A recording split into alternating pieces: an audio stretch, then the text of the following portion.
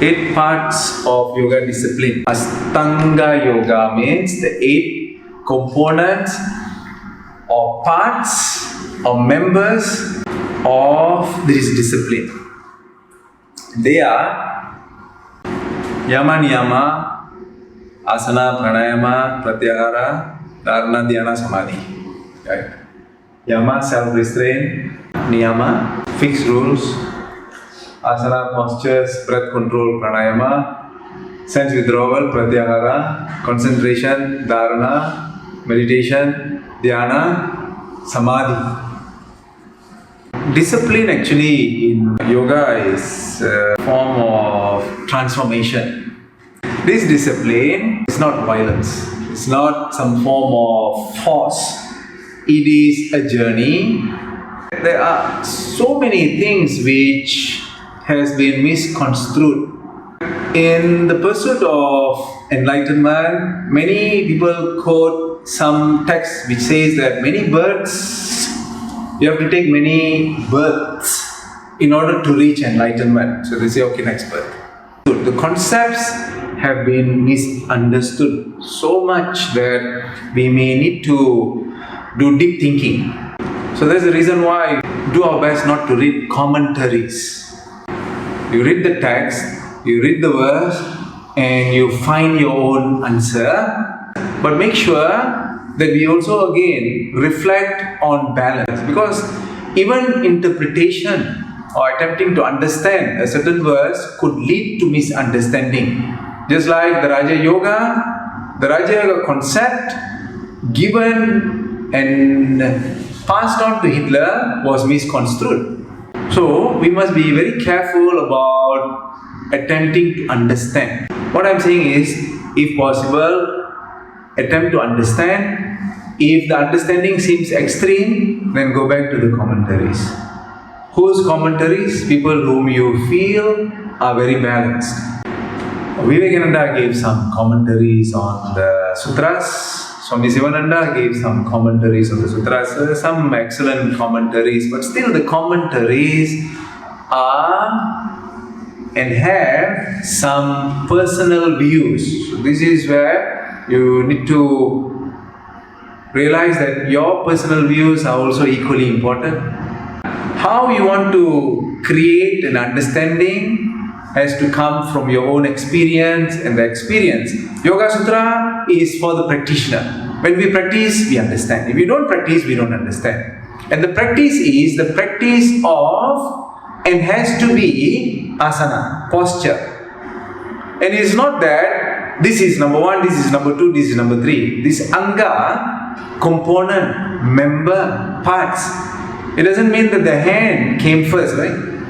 It's not like that. What came first, what we utilize as most important, it is not that which we are viewing. Any of these can be started. In fact, the word yama, you say yama niyama, yam, the root word in Sanskrit, yam means control. So it doesn't, even here, self-restraint could be not so correct. Or how you want to use yamas so that you can live in peace with society may not even be correct. Maybe yama and niyama is both about your own self and how you understand yourself. Maybe it is just 10. This that the school of thought has created that this is with society, this is with self. But it's a very thin line. You can even bring all the 5 yamas into niyama. It's just open to interpretation. But if we are fanatical in our view and say, no, this particular person said, this is it, and I have to follow, then God, there is no flexibility in the mind. Many schools have even discarded the yama and niyama. Now we have the 3 main texts of Hatha Yoga. Yoga Sutra is a text of Raja Yoga, but there are some elements of Hatha Yoga. It's maybe 2 verses or 4 verses about asanas. But the text which speaks a lot about Hatha Yoga are the Hatha Yoga Pradipika, and then you have the Jaranda Samhita, and then Siva Samhita. These are the main texts for Hatha Yoga. But please remember, only Hatha Yoga Pradipika has spoken about yama and niyama. Jananda Samhita and Shiva Samhita don't even mention a lot. Just passing by, they talk about yama and yama. I think Jananda Samhita it just mentions about Satya and Ahimsa, that's it. Just passing by. Some talk about 10 yama and niyama. In fact, some of the texts only talk about mitahara. Mitahara means balanced diet. So where is yama and niyama? If it is so important, why the two big texts about Hatha Yoga, Jananda Samhita and Shiva Samhita, don't even speak about yama and niyama? It says that it is difficult. But what you have seen is that the asanas practice in the right context transforms the person. So transformation can happen. The person can naturally start to practice yama and niyama through the practice of asanas. Because if we want to say that yama and niyama has to be, some are very strong in saying that you cannot practice asanas unless you have perfected yama and niyama. Look at Satya, truth. How you want to perfect it? How long is it going to take? If you say that I have to perfect yama and niyama before I even do asanas, there are some schools which will say to the disciples, you cannot practice headstand because it is dangerous. You cannot practice pranayama because it's only for advanced adepts. There are people who believe that and follow that. They say brahmacharya is such that you are husband, wife, you must live as brother and sister. There are schools which teach that. And people follow. And who follows this? People who are so-called intellectuals. They are intellectuals, they can write books, but the moment they are exposed to some form of spiritual teaching, their intellect becomes one-pointed in fanatical absorption. There's no more deliberation. There's no more vichara. Easy to be trapped. Are we ourselves being trapped? We have to analyze. Are we in a state where we think that we have achieved, but that achievement may be another illusion? So here, all of this says about discipline. Whatever that you take as a form of discipline is to understand yourself. So you have to understand yourself. Are we in a trap? Is our thinking something which is just rotating the same 140 thoughts again and again? That 140 vocabulary again and again. Are we not coming out of that orbit to find some other form of inspiration? Most probably we have come into that trap. Many people are living in a trap, in a comfort zone. To break that, we need very strong, deep, hard thinking. Not imagination or hallucination or delusional thinking, no. Real, factual, hard thinking based on facts. As we go on into the sutras, you will come to one chapter and Patanjali will say that run away from these illusions. You will say, even if you see a chariot coming from heaven, to wanting to pick you and give you heavenly states, he says run away. So he or she, Patanjali, is a very factual person. The facts must be strong. So to establish the facts, Hatha Yoga, asanas are so important and spectacular. But look at how we gravitate towards forms of Hatha Yoga, forms of asana. If we seem to gravitate towards very hardcore asana, then Stiram and Sukham is missing. Some individuals will move into some form of Hatha Yoga. They will say that this is the way, because my class is branded as this particular type, I will work towards torturing you. No more Stiram and Sukham. Just because it has been branded as such, why don't we bring the essence of Stiram and Sukham? Because asana, the third anga of Patanjali, the asana has been defined as Stiram and Sukham. In the Hatha Yoga Pradipika, it says force, that the asanas are done in force. But this force is not physical force. The force of establishing a state of balance.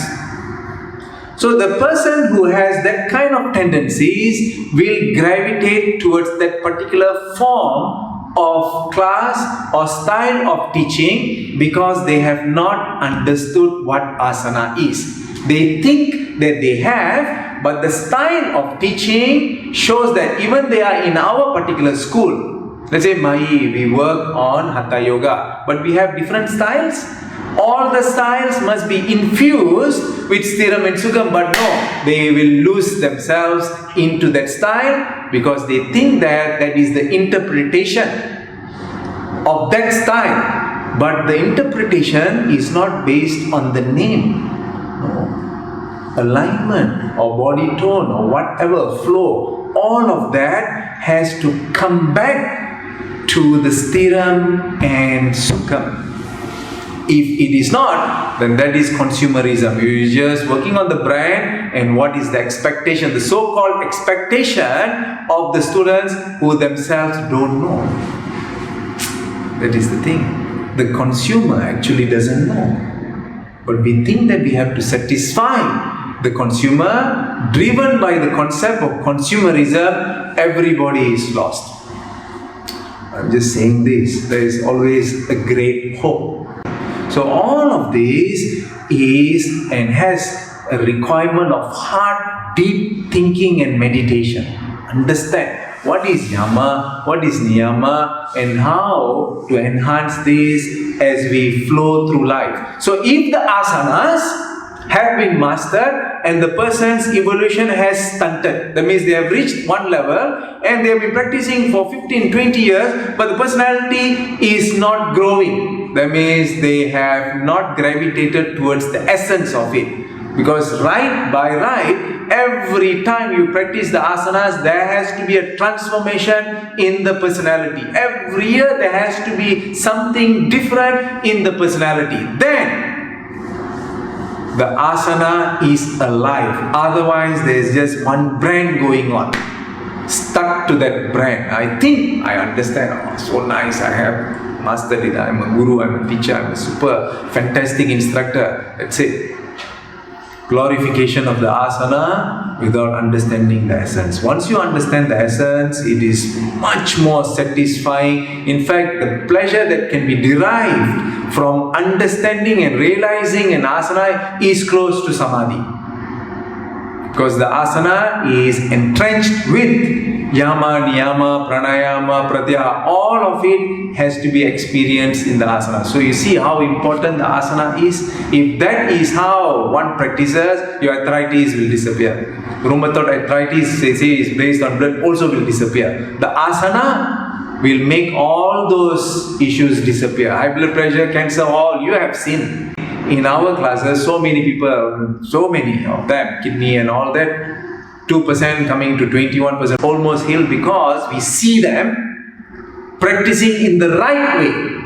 Whereas those who go for regular classes get lost in the glorification of the external features of the asana and not diving deep into the essence of asana, which then actually the asana contains all the 8 limbs. So this is why we need to reflect and understand. For that we need to work on one particular aspect of the yama and niyama. That is called tapas. Cannot allow lethargy or tamas to rule us. We must be able to fight it. Because you fight it, you practice, there is pleasure. You fight it and you lose, there seems to be pleasure, but that pleasure is tamas. You fight it, there is pleasure in the practice, that is sattva. Right. Sekarang,